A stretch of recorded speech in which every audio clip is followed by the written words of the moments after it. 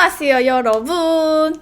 오늘은 만 2년 3년차 여드름으로 뷰티 유튜버를 시작을 하게 되었는데요. 수다가 너무나 많긴 하지만 유튜브를 시작하기 전에는 제가 여드름이 난 그냥 많다, 엄마를 닮아서 많은가 보다 이렇게 생각하고 말았는데, 유튜브를 하는 동안 언니들의 많은 댓글을 보고 또 저도 저를 지켜보면서 나의 여드름은 어떤 스타일이고 내가 여드름을 없애기 위해서는 어떻게 하면 되는 것이다 하는 것에 대한 정리가 조금 되었어요. 그래서 이 부분을 언니들과 조금 나눠보려고 합니다. 근데 여드름은 사실 여러 원인이 있고 사람마다 스타일이 너무나 다르기 때문에 제가 제안 드리는 거는 제 여드름을 기반으로 한 제 여드름 케이스에 대한 해결 방안일 것이기 때문에 모든 여드름에 대한 해답이 되는 건 아님을 먼저 말씀을 드립니다.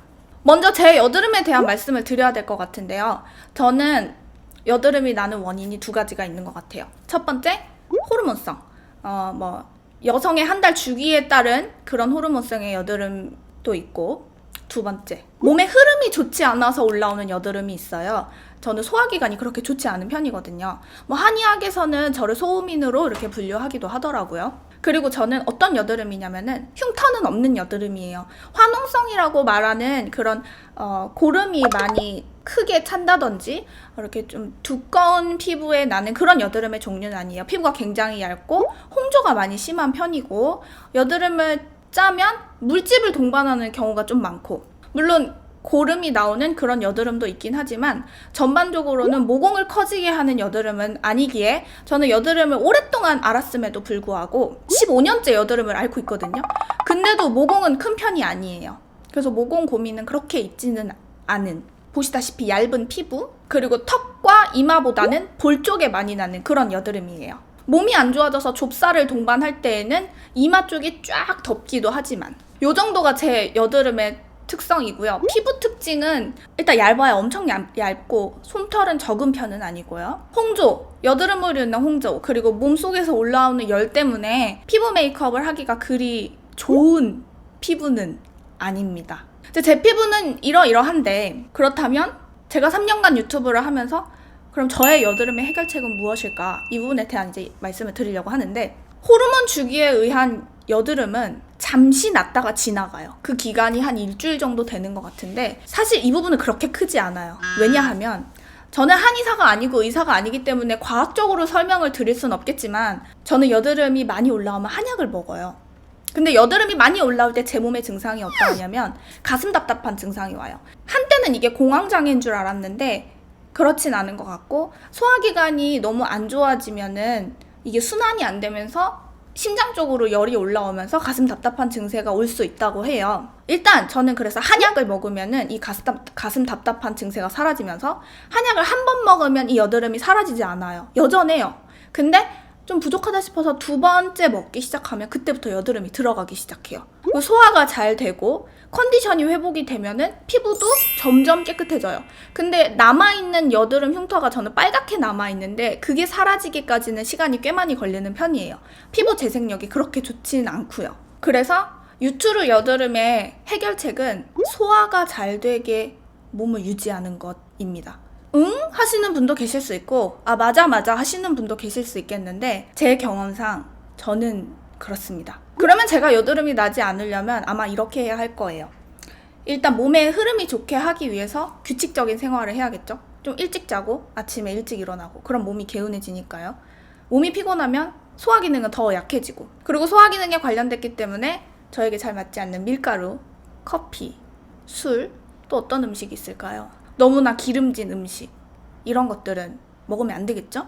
세 번째, 운동은 꼭 해야 할 거예요. 왜냐면 저는 근육이 많은 몸이 아니기 때문에 에너지원이 굉장히 부족하거든요. 그래서 근육을 붙이면 몸의 이 흐름 자체가 좋아지기 때문에 운동을 해야 할 거예요. 그리고 이 두 번째 내용과 연관이 되겠지만, 이런 음식을 피하기 위해서 엄마가 손수 만들어주신 집밥만을 아마 먹어야 할 거예요. 조미료의 반응도 제가 굉장히 좀 예민한 편이거든요.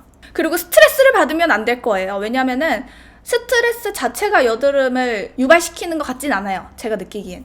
근데 이 스트레스를 받으면 소화기관이 딱 안 좋아지면서 저는 신호가 이쪽으로 오거든요. 그럼 소화기관이 안 좋아져서 몸의 흐름이 나빠지고 이쪽으로 열이 차고, 그러면서 얼굴로 열이 차고, 그게 여드름으로 나오는 것이기 때문에 결국엔 스트레스가 여드름에 영향을 미친다, 이렇게 되겠죠. 한 5가지 정도를 생각을 해봤는데요. 제가 이걸 지키고 있지 않죠. 그리고 물을 많이 먹는 것도 도움이 된다고 하는데 저는 너무 지나친 물은 오히려 속을 메스껍게 하더라고요. 물이 너무 안 받는 사람은 또 억지로 먹지 말라고 하고요. 그래서 저는 요즘 약을 2번째 먹고 있고 운동을 하고 있고 일찍 자진 않아요. 음식은 중국 음식이 저에게 정말 최악인데 최대한 피하고 이탈리안 음식은 조금 먹는 편이며 최대한 엄마가 해준 밥을 먹으려고 노력하고 있어요. 그래서 요새 피부가 좀 많이 호전이 되었어요. 불과 며칠 전만 해도 정말 엉망진창이었거든요. 결론입니다. 저와 다른 케이스의 여드름을 가지신 분들은 어떨지 모르겠지만 저처럼 소화가 잘 안 되는데 여드름이 있다, 붉은기를 많이 가지고 있다 하신다면 제 경험상 소화기관을 정말 좋게 고치면은 여드름이 들어가기 시작합니다.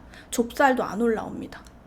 좁쌀은 소화기관이 진짜 안 좋아졌다는 마지막 신호인 것 같고요. 그래서 건강하게 유지시키는 소화기관, 그리고 가뿐한 느낌의 컨디션을 유지하는 것, 이러면 피부는 정말 좋아져요. 너무나 어렵죠? 저는 이게 너무나 어려워요. 간단하지만 막상 지키려고 하면 참 어려운 부분이더라고요. 내 소화기관을 좋게 하기 위한, 내 컨디션을 좋게 하기 위한 스스로 무언가를 찾아야 한다는 그런 말씀을 드리고 싶은 그런 영상입니다. 겉에서 피부를 케어해주는 거는 가끔 정리해주는 피부과 시술은 전 나쁘지 않다고 생각하고요. 좀 간단하게 집에서 케어할 수 있는 홈케어 제품들 너무 많이 나와 있으니까 적당한 각질 제거, 적당한 딥 클렌징, 뭐 요런 것들 활용하면은 겉표면에서 살짝은 도움이 된다 생각합니다. 그치만 이 속이 정말 고쳐지지 않으면은 저는 낫지 않는 여드름의 소유자, 혹시 그런 분들이 계시다면은 건강을 위해서라도 한번 소화기관을 건강하게 다스려 보는 건 어떨까 말씀드려보고 싶은 그런 영상이었습니다. 경험에 의한 이 여드름에 관련된 영상이 여러분들께 조금이나마 도움이 되었으면 좋겠습니다. 조금 도움이 되셨다면 좋아요 부탁드릴게요. 그럼 엔딩 멘트하고 저는 이만 물러가도록 하겠습니다. 저와 여러분은 모두 소중합니다.